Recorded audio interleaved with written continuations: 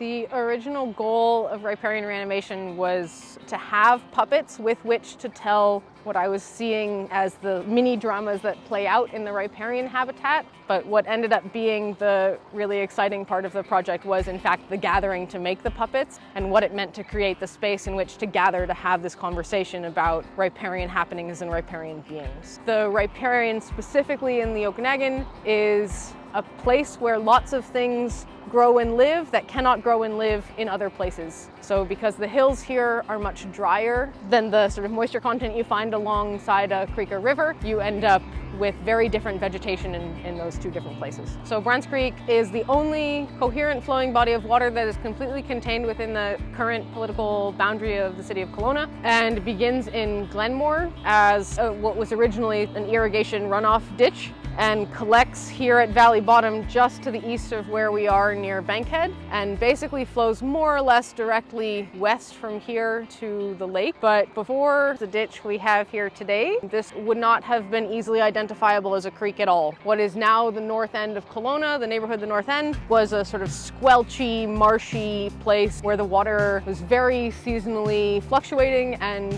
decided where it wanted to go, not in the same place every year like it is now. The fact that the valley bottom portion of this creek is mostly unknown to most people who live in Kelowna is indicative of effectively the way that it was created as a ditch that was treated for many, many years as a place where people would just dump runoff in and let it be carried off the land. And the way in which the water has been coalesced through the digging of this ditch has sort of created the attributes of creekdom that we see today.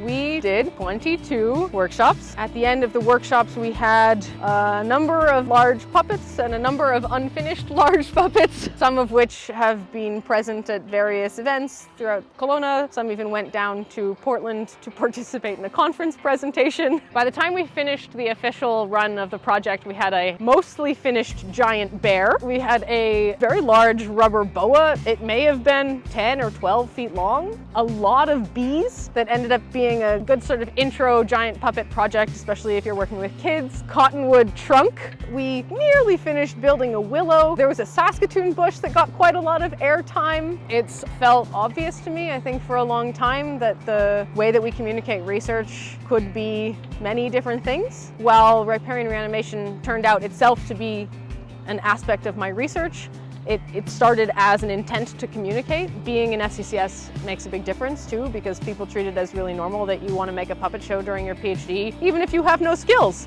making puppets at all whatsoever. I mean, there's some pretty sort of standard facts about what it means to live at the bottom of a valley where water runs through and fluctuates greatly throughout the year and over different years. Here we get most of our precipitation in the winter. As snow, it mostly falls in the mountains, and then when that snow starts to melt, it trickles its way down to the valley bottom, and then we have a thing that's called freshet, and that's when creeks and rivers tend to engorge and do a thing that we end up calling flooding, but really they're just doing what they're meant to do. So asphalt, concrete, buildings, pipes, those things don't really jive well with the flexibility necessitated by life at a bottom of a valley. So relating to water here is very hard, given that we are trying to do so in this anthropocentric infrastructural context. We've had a lot of help from a lot of people, and it wasn't just money that helped make this project possible, though having the money made it possible to make it free. And that was super important, because making things free makes them accessible. It doesn't make them entirely accessible, but it makes them more accessible than they otherwise would be to a lot of people, and is really important for community work if you can swing it.